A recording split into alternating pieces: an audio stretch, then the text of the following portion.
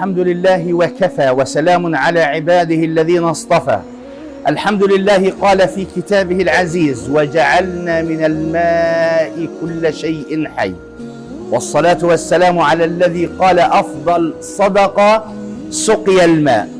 أفضل صدقة تقدم هذه الأيام، وذلك ببذل وعطاء وجود وسخاء من الإخوة في جبهة الأخوة الإسلامية في أندونيسيا ومؤسسة حلمي، والإخوة في مؤسسة أمان الإسلامية الإنسانية، حيث سيقدم الماء مجانا وحسبة ولوجه الله تعالى على بيوت المتعففين. فالله أسأل أن يسقيكم من سقاية الجنة، وأن يجعلكم ممن يسقون يوم القيامة من حوض الكوثر، إنه ولي ذلك ومولاه.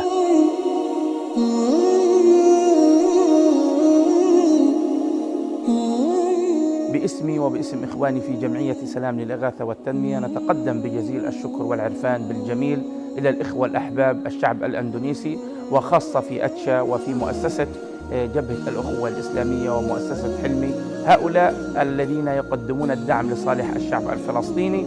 وها هي ثمرة دعمكم: تصل إلى قطاع غزة سيارة المياه الصالحة للشرب تجوب في شوارع قطاع غزة في ظل أزمة المياه وفي ظل الحصار.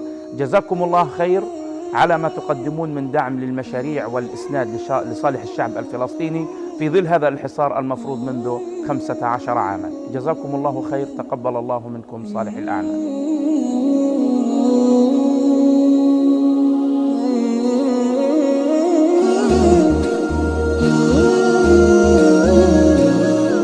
بسم الله الرحمن الرحيم. نشكر جبهة الأخوة الإسلامية وحلمي والشعب الإندونيسي قدم لنا هذا الخزان المية الحلوة النظيف يعني، وإحنا في المنطقة هذه يعني وضعنا صعب ووضعنا مدمر يعني في زين وساكنين، وبارك الله فيهم وبارك الله في الشعب الإندونيسي وكل من ساهم وساعد ووصل لنا هذا الخزان، وبارك الله فيهم وجزاهم الله ألف خير.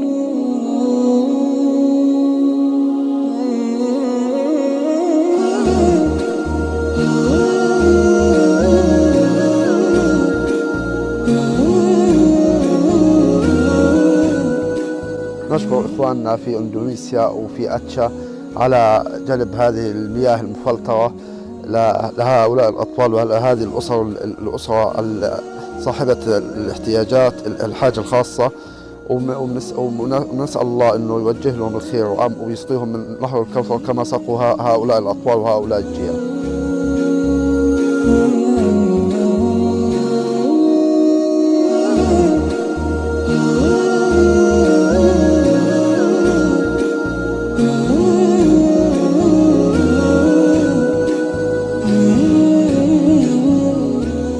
نشكر إخواننا في أندونيسيا وتحديدا في أتشا الذين قدموا لنا خزان مي وفي تعبئة مي مفلترة للشرب لنا ولأولادنا.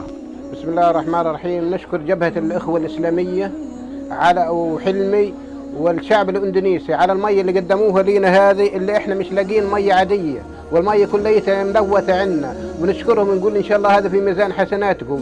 وهذا ما بيدخل السرور، هذا فهمتني ما بيغنينا، لكن بيدخل السرور علينا وعلى أولادنا. هاي أولادنا مبسوطين اللي إيش أجلهم برميل وملوا مي وزي هيك.